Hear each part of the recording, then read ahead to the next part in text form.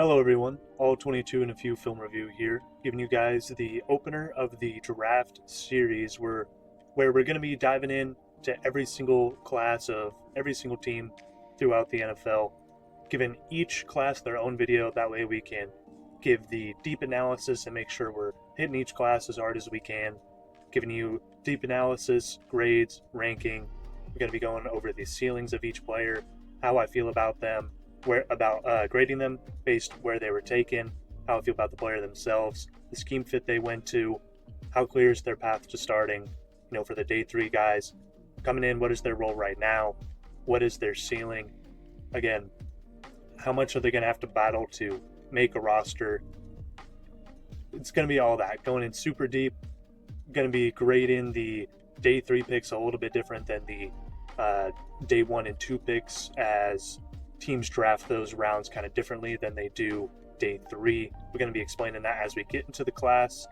Now, if you guys do enjoy this takes a ton of time, putting all these spreadsheets together, making a formula for these grades. That way, you guys have a more concrete feel about how I feel about the class. Not only that, so you guys can compare these different classes within the same grades, alphabetical grades, and kind of see how closely I have them together. So please let me know if you enjoy it down below. This takes a ton of time. I really love doing this. Sorry it took so long for me to get this series out for you, but let's jump into it.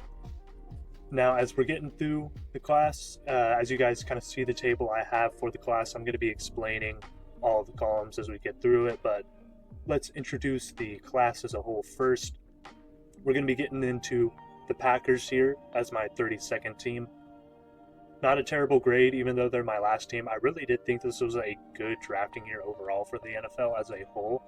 Sometimes, some classes you feel like some teams it's just, you didn't really see the vision. There's a lot of reaches. But in this class, I feel like teams didn't really reach that often. Every single team got at least a couple picks that I thought were pretty good value. I saw the vision. My lowest grade on the Packers is a C this year. The way I have my grading scale, it's really hard to get an A+, and it's really hard to get a D. More lax grading on the day 3 guys, more hard grading on the day 1 and 2 guys, because just the way teams kind of draft more towards BPA in the first 3 rounds, and more towards just adding roles towards day 3. It's kind of more just vision and less BPA, so less strict grading on those guys. But my lowest grade on the Packers was a C. Like this class at sometimes, really hard vision with it at others, but let's introduce the class. I'm getting a little long-winded. Matthew Golden out of Texas, a wide receiver with the 23rd pick. They took Anthony Belton, a tackle out of NC State, with the 54th pick. Savion Williams, a wide receiver out of TCU, with the 87th pick. Barron Sorrell, an edge out of Texas, with the 124th pick. Colin Oliver, an edge out of Oklahoma State, with the 159th pick. Warren Brinson, interior D-line, Georgia, with the 198th pick. Micah Robinson, a DB out of Tulane, with the 237th pick. John Williams, a guard out of Cincinnati, with the 255th pick. Now let's get into the day 1 and day 2 grades. Matthew Golden, a wide receiver out of Texas, like we said, with the 23rd pick. No trade compensation to get to this pick. He was number 19 on my big board. They took him at 23. So as far as the big board position, or the big board value, I think this is great value. I think this is right around the time where I would feel extremely comfortable taking him. To me, Matthew Golden's value started in the kind of early teens. So getting him at 23, I think, is great. He was my 5th wide receiver ranked, 4th taken. I had Luther Burden ahead of him. Luther Burden falls in this class due to some kind of character stuff. Don't hate taking Matthew Golden for them here at all, especially because they do need an outside guy, and not a whole ton of outside burners left. I think maybe Jaden Higgins, as far as an X role, maybe a better fit, but I don't hate Matthew Golden here at all. 5'11", 191-pound receiver. He's going to be 22 when the season starts, basically early in that season. Still 21 right now. Did not have a relative athletic score. That's what RAS stands for. Kentley Platt over at Relative Athletic Score does some great work. What that is, he has basically all the physical measurements and testing measurements for basically every player that had a combine or a pro day since 1987.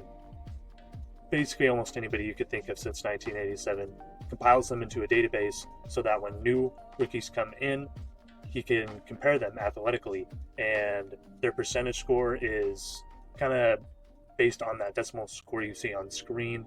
The higher the score, the better. So you see Bear and Sorrell down there with a 9.31. That's really high. Once you see guys with 9 and above, that's where you're starting to get in that really athletic tier. Kind of 8 and above is where you're like, okay, this guy's got athleticism you could really work with, or at least like plus athleticism. But if they don't test, they don't qualify, like Matthew Golden, so not applicable. In 2024, Matthew Golden had 58 receptions on 83 targets with 987 yards, 9 touchdowns, 17 yards per carry, only 4 drops. Websites I looked at said that he really only had 1 that was his fault. Others were due to kind of in traffic or bad balls, but still credited with 4 drops. Not a ton for, one season. Was also a return specialist. He was a transfer out of Houston. Electric return specialist at Houston. So you like to see the returning drops add some extra value. I give this an A grade. They needed wide receiver on the outside. The Packers never draft wide receiver in the first round. They never draft wide receivers under 5'11" or under 6 foot. So I was really not expecting a wide receiver with this pick. They need a true outside guy. I would have loved a true possession outside number 1 for them, but I see the vision entirely. He's a very, very good player. He's going to compete in that for that kind of top 2 role, at least the starting 3. I would assume he's a very good player. I like Matthew Golden a lot. A grade for me. I really enjoy this pick for them. Next pick, Anthony Belton. Talked about the tackle out of NC State, taken with the 22nd pick of the second round, pick 54. Didn't love the value for this. He was my number 108th player I had ranked on my personal big board. He was my 8th overall tackle, and he was the 7th one off the board. So positionally, I don't hate the value. There wasn't a lot of good tackles in this class, so they're going to get taken earlier. It's just kind of the nature of how things go. Tackles get drafted really highly. This day 2, kind of round 2 and round 3, tackle class was really, really thin. So these guys are kind of going to get pushed up the board. Anthony Belton, back end of the second. I don't love it, but I understand it. 6'6" tackle, 335 pounds, not bad athleticism, but is 24 coming out on 438 pass blocking snaps this season. He allowed 3 sacks, 1 hit and 8 hurries. He was a 3-year starter at NC State, so you'd like to see the kind of experience there at the position, especially at line. Earned a 3-team ACC mention in 2023, but not one in 2024. I graded this a C+. Tackle was one of the positions I wanted them to look into in this class, as both their tackles have contracts expiring in, I think, 1 to 2 years it is. So you got to get younger at that position, but this team is in a win now mode. You got to get picks that help you right now, especially in the top end of the draft. I would love them, taking a more developmental or athletic guy in rounds 3 or 4 down to rounds through 7. Taking one round 2 when you really need help at wide receiver. You can use help on interior D-line. I wanted them to go after edge earlier than later in this class. There's a lot more positions that could have helped you right now. Plus, I don't really love the value. So I have this as a C+. Not a terrible pick. He's going to help them in the long term. I could see Anthony Belton becoming a really good tackle for them down the road. They're just in a win now They're in win now mode, and he doesn't really help them win right now. I don't see him getting a ton of snaps super early. Savion Williams, their 3rd pick, a wide receiver out of TCU. The 23rd pick of the 3rd round. Again, no trade compensation. Didn't love the value on this one again. A little bit better than last time. He was my 107th pick. They took him with pick 87. So it's not terrible value at all. He was my 15th ranked wide receiver. He was the 13th one off the board. So positionally, not terrible. He's a 6'4", 220-pound wide receiver. Didn't qualify for RAS. 23 years old, going to be 24 by the end of the season. He was a converted quarterback in college, converted to wide receiver at TCU. very, very flashy guy, 6'4", 220. So, he's got all the size. Even though he doesn't qualify for a RAS score, he's pretty much a pretty good burner. I'm pretty sure he ran a 4'4", 240. He's a fast guy. He can move very well. They use him in the Wildcat. They use him as a returner at times. They get him the ball on screens however they can. He has good ball carrier vision. He sees the field very well. Very, very fun player. Just as a true receiver, they say they value him as a true outside receiver, and if you do, that's great. If he can become that, that's incredible. He has an absolutely high outside ceiling. He can be a true number one for you with that size, with that athleticism, with the ball skills that he does flash. As he can pirouette and get up and snag that ball. His routes aren't terrible.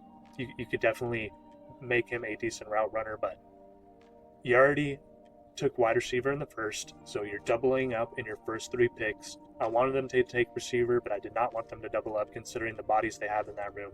They needed a true plus starter, but they have a ton of wide receiver 2s, wide receiver 3s. They're filled out. So I didn't like them doubling up, especially this early, especially considering the help they need at corner, at edge.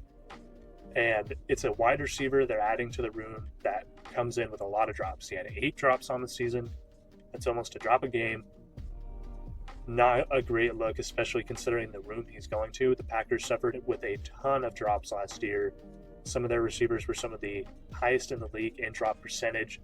So adding another body in that room that I don't think competes for a starting 3 job right away, and also might add to their drop problems, it's hard for me to love this pick. I really like the player. I think they're going to get a good usage out of him. I think he has an incredible ceiling. It's just where he's going and the fact that they already took a wide receiver in the first, I don't love it.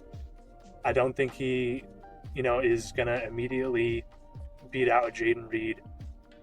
He's probably going to compete for Datavian Wicks. I'm sorry, I'm spacing out on that one right now. And Romeo Doubs for a wide receiver 4 to wide receiver 5, depending on how quickly Christian Watson can get healthy and come back. I think they do play him in that Christian Watson type role, running a lot of goes, a lot of crossers, getting him screens on the outside, getting them on a lot of straight line routes, and getting their that ball in their hands early and just letting them make plays. I think that's what they're going to try to use him for.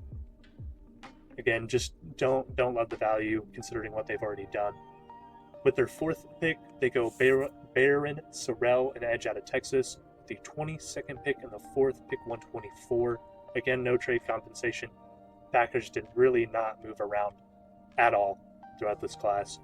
As we get into the day 3 picks, not going to be giving you my big board rankings or the positional kind of where they were taken ahead of who. I will be mentioning where they were taken ahead of some other guys if there was other guys that I really would rather teams take for the kind of role they were drafting. As I was talking about before, day 3 gets a little bit different. Teams aren't truly taking positions. They might take backup positions like an edge or a backup lineman or a backup quarterback. But really in day 3, you're trying to draft roles that you can add to your team right now. So say your wide receiver room has a lot of possession guys on the outside, and you got some slot types that can work the intermediate and short areas of the field really well, but you don't have a lot of vertical threats. You don't have a lot of vertical speed. Well, in the 5th round, your team might just draft a 6'3", 200-pound wide receiver that can run a 4.3, and he might not be the most nuanced in his routes. He might not be the most complete wide receiver on the board given that spot, but he can burn, and that's what your team needs in their wide receiver room right now, is someone who can keep the safeties honest and take the top off of a defense. So that's who they're going to take. It might not be the best overall wide receiver, but it's a receiver that helps the room and adds to their room right now. Those are the kind of the day 3 fits you're going for. So we're going to be kind of trying to project those roles, trying to tell you the vision for those roles. It's not going to be an A through D ranking like the day 1 and 2 grades. It's going to be based on and I love it, I like it, I see the vision, or I don't get it. I love it is for guys that I think are perfect scheme fits, guys that were taken later that I think are immediately going to compete for significant snaps or starting roles or even a starting position. guys that I don't think should have fallen to you, but maybe fell due to off-field concerns or an injury, some kind of non-tape, non-talent reason that they fell down the board, stuff like that. Those are kind of going to be the I love it picks. I like it is going to be more based on, I think this is good value for them. I think this is around the range that they were going to fall, or around the range that you were going to be able to take them, where they might have fallen a little bit, but not super far. So I think it's a good value. I think it's a good fit. I think they immediately compete for a role or snaps immediately, even if it's not a starting job, or even if they don't get that role. I think they're going to be in a position to compete with the other guys for that role. I don't think they're just going to be kind of a backup body that doesn't see the field or might not make the roster. I see the vision is for picks that I get why they went the route they went, or I get why they took the player they did for the role they needed, but there may have been other dudes that I think are better at that role, or a multitude of other people that I would have taken for guys that I think are just, maybe you took them in the 4th or the 5th, but even for the role, I think they might have been like a 6th or a 7th round guy, kind of things like that, where I don't hate the pick, just not exactly what I would have done. Maybe I would have gone with a different position. Maybe you had a position in need you haven't gone for yet, and you really needed to take that. So kind of stuff like that, where I don't hate it, but I don't love it. And then I don't get it are for picks for guys that I think were taken way too highly, or guys that I don't think make the roster. Maybe you have a super, super deep room and you added a guy in like the 5th, and I'm like, you could have got someone who competed for snaps for you right here, or someone that was very developmental in a thinner room that could have helped you down the line, and instead it's going to be a guy who probably doesn't even make your roster. Kind of stuff like that. Just makes that, again, I just really don't see the vision behind, or maybe I could sort of see the vision behind, but given the value, I just really don't see why you would do it. Picks like that. Let's get into the day 3 picks. Barron Sorrell, like I said, pick 124, not qualifying again for the big board ranking, the BBR, or position taken versus position ranked, PTR/PR. He is a 6'3 edge, 256, so not the edge that the Packers usually like to pick. They usually like those really big body edges that they can play inside and outside, move across the line. You know, you think you're Preston Smith, you're just Zadarius Smith, you're Rashawn Gary, even Lucas Van Ness, even though he's best from a wide 9, is kind of a larger, at least a longer dude. So a little bit different for what they particularly draft, but I like the value here. I think this is exactly where you're going to be able to get Barron Sorrell. I viewed him as more of a 4th round guy, so back end of the 4th, I really like the value for them. Edge, like I said earlier, is one of the picks that I wanted them to target with their top 3 picks. So the fact that they're doing it at least with their 4th pick, I gotta like it. I can't knock them too hard for it. He is 22.4. The decimals, just for the age, for some of you that don't know, those kind of correspond to the months, so you guys can get an idea of how old they're going to be during the season. You know, if they're 0.5 or higher, they're going to turn that next age during the season. Like Matthew Golden is 21 right now, but in like August or September, he's going to be 22. So I'm not going to really put 21 right there, because he's not going to be 21 during the season. Barron Sorrell, 22.4. He's basically 22 and a half. 9.31 RAS. Super, super, super athletic guy. I'm going to be throwing these RAS scores up on screen. I don't have them up as in my face as I'm talking to you, so won't be referencing the numbers super cleanly, but super athletic guy. He's got a lot of juice off the edge. The fact that he came in at 6'3", 256, and still had that high of a score shows you how well the testing numbers were, because height and weight factor a lot into your RAS score. So if you're not a big dude, your number's going to get dragged down a little bit. Very, very juiced up edge rusher out of Texas. Was a very, very hyped up prospect coming in. As you can see in the extra, was a 2-time Big 12 honorable mention, or a 2022 Big 12 honorable mention. Came in, was just electric at Texas, but the play kind of middled off, just kind of never really took that next step and developed higher, just kind of stayed consistent throughout, which isn't bad, but in college you want to see players develop and continuing to get better. You don't want to see middling production. So a little bit unfortunate, but still has a ton of juice. You know, he's had consistently decent play, so you're thinking if you can just teach him a little bit, get him to take the next step. Maybe you can get a lot out of him. He has a very, very high ceiling. Had 6 sacks, 12 hurries, 11 TFLs, 44 tackles, and 1 PBU for Texas this last season. I like it. That's the grade. Very fun pick. It was in the green room. I don't know why they had him in the green room that long. In the green room until round 4. Props on him for sticking it out and wanting to stay in the green room. I'm not 100% sure the story behind why he was invited. They usually just try to invite people that go day 1 or day 2 at the least. So very interesting, but a feel-good story for him to be able to come out in the 4th and celebrate with the crowd. It was fun to see. Next pick, Colin Oliver, an edge out of Oklahoma State. He was taken with the 23rd pick of round 5, pick 159. Again, no trade compensation. Packers were not moving at all during this class, which is not a theme. Don't expect that to see that a lot going forward, because especially with the day 3 picks, teams move those around like they don't even exist. It's basically just like cryptocurrency to them. They're trading it around and moving it around, and it's going all over the place. But they take Colin Oliver, kind of a linebacker edge tweener type, a little bit of an undersized guy at 6'2", 240, but super, super, super juiced up type of guy. Had an 8.92 RAS score, 22.6 of age, so he's going to be 23 during the season. This guy was a freshman All-American and a Big 12 Defensive Freshman of the Year. He's a 3-time second-team All-Big 12 selection, so even during his freshman year, when he wasn't starting full-time, he earned a Big 12, or second-team Big 12. So this guy came in with electric production at 11.5 sacks his freshman year. A guy that people just thought were going to go off. It's going to be a first-round pick.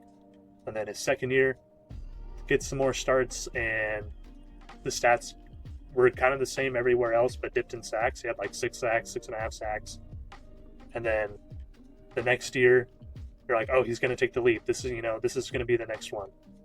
Another 6-sack season, didn't go up in production at all. So another kind of middling production guy, like we talked with Baron Sorrell.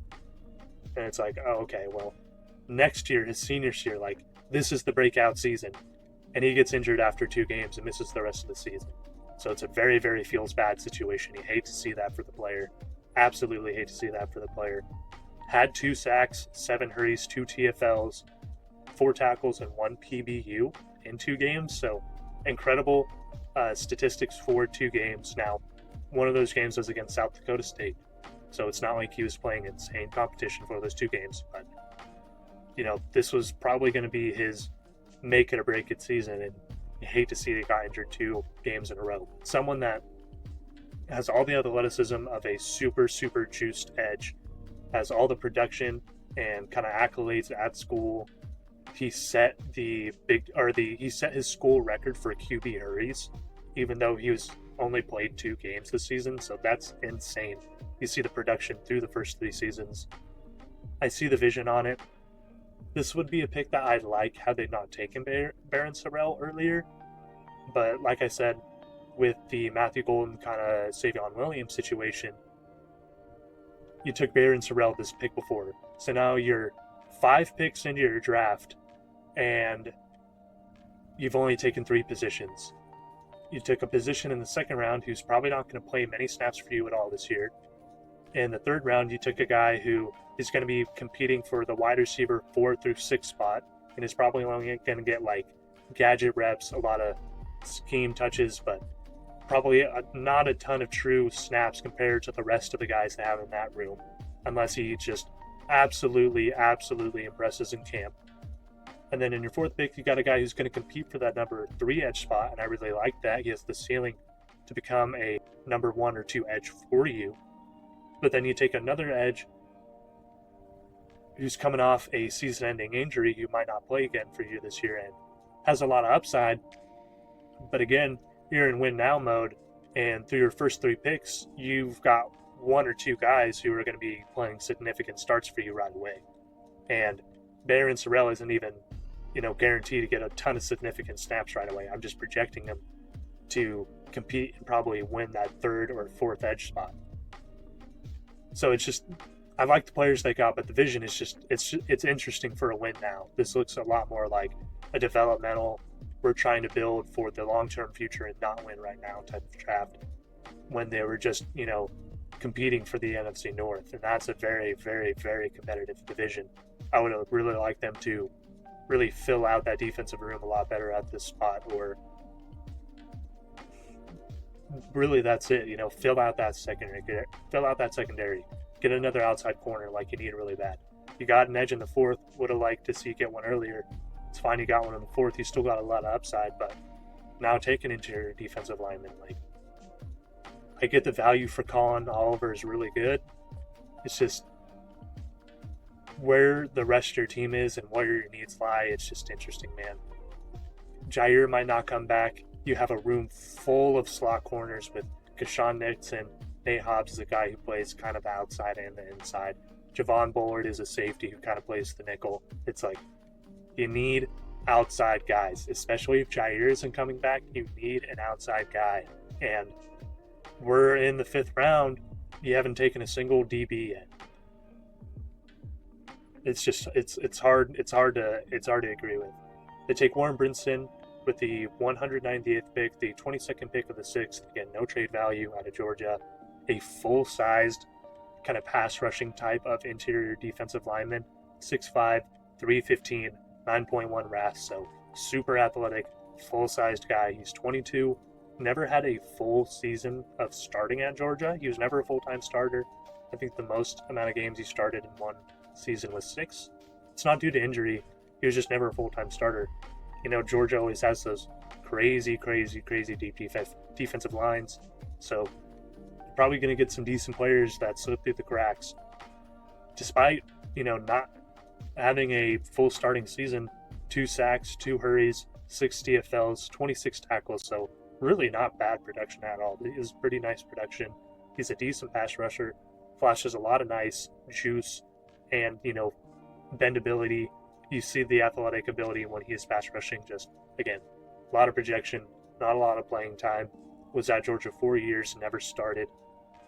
But in the back end of the 6th, 2020, or the 22nd pick of the 6th, I really don't mind taking up a souped up kind of athletic guy with a lot of upside, especially in the room they have right now. He's not going to be expected to start right away. You're in the 6th round. He's probably going to be coming in on pass rush snaps to give pass rush relief. So I really like the fit for him. He's going to be learning behind a guy with a similar body type in Kenny Clark, who's really, really good and has made a 3-down career for himself in the league. I like it. I don't love it. I think this is kind of the value for him. He was the 6th or 7th type round guy. Like the upside. I think it's a good pick for them. Micah Robinson out of Tulane, taken with the 21st pick of the 7th. They got this pick from the Preston Smith trade. Don't really like this really at all for them at pick 237. I get, if you're going to take a guy like this, you're going to take him in the 7th round. It's not an early 7th round pick, but he's more of a slot type to me. He's 5'11", 184, so he's got, fringe outside starting type of size. Not plus size, but size you could somewhat feel comfortable with on the outside. Not great measurables in terms of athleticism in the agilities, but can burn. He ran a 4.38. He can run straight line, which is not great movement. And, that's tough for someone who projects more of a slot. You want them to have more of that two-way movement ability. Slot receivers kind of have the whole field to work with, so you need to be able to move all over.